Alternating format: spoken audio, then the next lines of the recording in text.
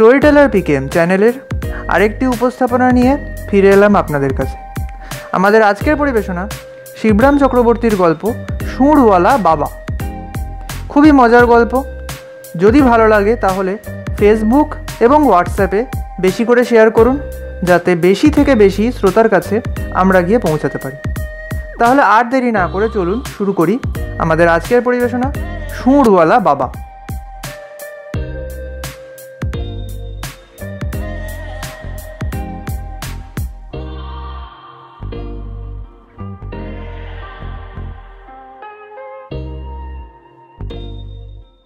বইটই গুছিয়ে নিয়ে বেরোবার উদ্যোগ করছে, এমন সময় দাদামশাই ডেকে বললেন, আজ আর স্কুল যেতে হবে না, তোর সুরওয়ালা বাবা আসছেন, দুপুরে এসে পৌঁছবেন, তার পেয়েছি।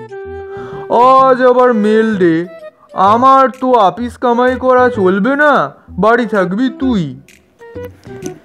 স্কুলে যেতে হবে না জেনে মন্টুর ফুর্তি হলো, কিন্তু সে বেশ ভাবনায় পড়ে গেল, সুরওয়ালা বাবা আবার কী রকম বাবা।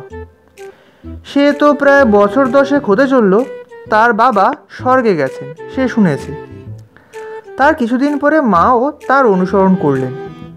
তখন থেকে মন্টু মামার বাড়িতেই মানুষ। এতদিন সে কোনো প্রকার বাবার সম্বন্ধেই কিছুমাত্র উচ্চ বাচ্চ শোনেনি। তবে অকস্মাৎ এই সুরওয়ালা বাবার প্রাদুর্ভাব হলো কোত্থেকে আবার। বইটই রেখে দিয়ে মন্টু বৈঠকখানায় গিয়ে বসলো এবং মনে মনে বাবার বিষয়ে বৈজ্ঞানিক গবেষণা করতে লাগলো।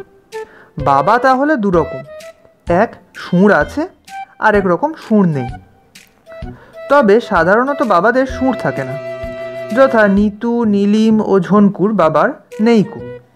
যে কটি বন্ধুর বাবার সঙ্গে তার চাক্ষুষ ঘটেছে তাদের কারোরই সুর নেই।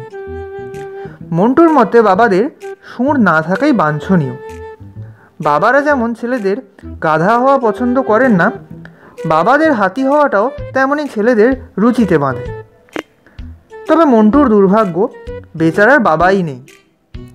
আর সব বন্ধুর কেমন বাবা আছে, তারা বাবার কাছ থেকে কত কি প্রাইজ পায়। তমু তো সেদিন একটা সাইকেল পেয়ে গেছে, কিন্তু বেচারা মন্টু। যাক, সৌভাগ্য বলতে হবে যে এতদিন বাদে তবু মন্টুর একজন বাবা আসছে। তবে দুঃখের মধ্যে ওই যা সুর, তার জন্যে আর কি করা যায়। নেই মামার চেয়ে কানা মামা যেমন ভালো, তেমনি একেবারে বাবা না থাকার চেয়ে সুরওয়ালা বাবাই মন্দ কি। তারপর কাল আবার মন্টুর জন্মদিন। হয়তো তিনি কেবল সুর নাড়তে নাড়তেই আসছেন না, কত কি উপহারও ঝাড়তে আসছেন। বেলা প্রায় 12:30।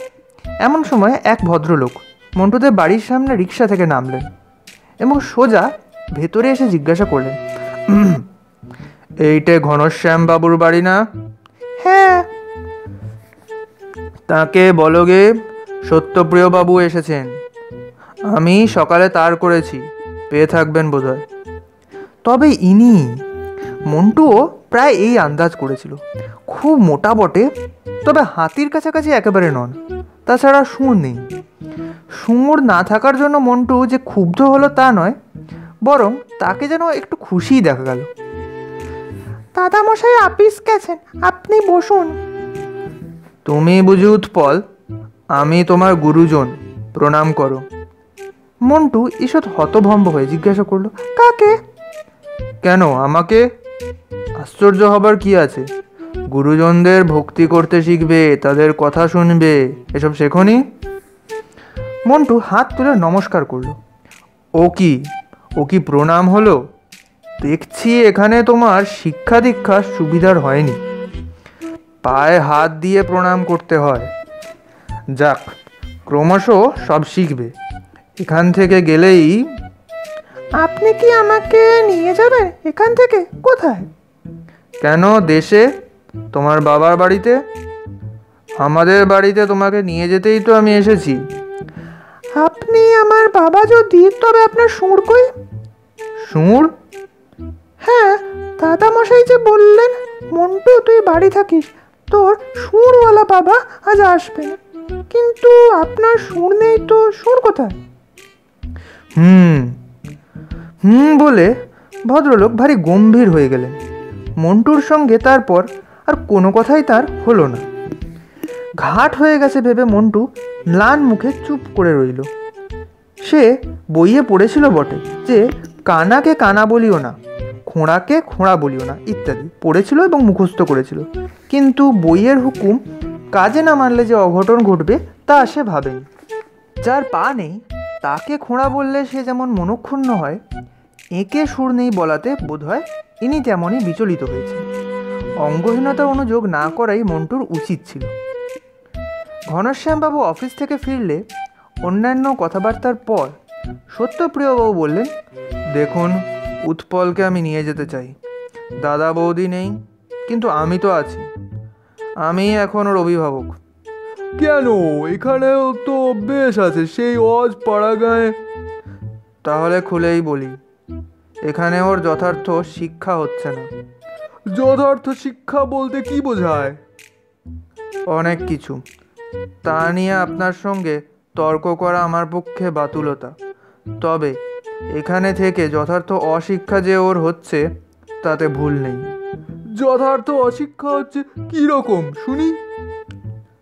আপনি বলেছেন আমি নাকি ওর সুরওয়ালা বাবা। উৎপল তাই বলছিল। এ তর দ্বারা ওকে মিথ্যাবাদিতা শেখানো হচ্ছে। আমি তো ওর বাবা নই, তাছাড়া আমার সুরও নেই। এই কথা? তুমি ওর কাকা তো বটে, বয়স সুর দিলেই ক হয়, এও বোঝো না বাপু? কিন্তু কিছুতেই সত্যপ্রিয়কে বোঝানো গেল না। পরদিন সকালেই মন্টুকে নিয়ে তিনি রওনা হলেন। পথে যেতে যেতে মন্টুর যথার্থ শিক্ষা শুরু হয়ে গেল। বন্ধুরা, সুরওয়ালা বাবা গল্পের প্রথম খণ্ডটি আমরা আজকেই শেষ করলাম। যদি গল্পটি ভালো লেগে থাকে অবশ্যই শেয়ার করবেন এবং পরের খণ্ডটি অবশ্যই দেখবেন, যেটা আমরা পরের এপিসোডে আপলোড করব। তো দেখা হচ্ছে পরের ভিডিওতে। বাই।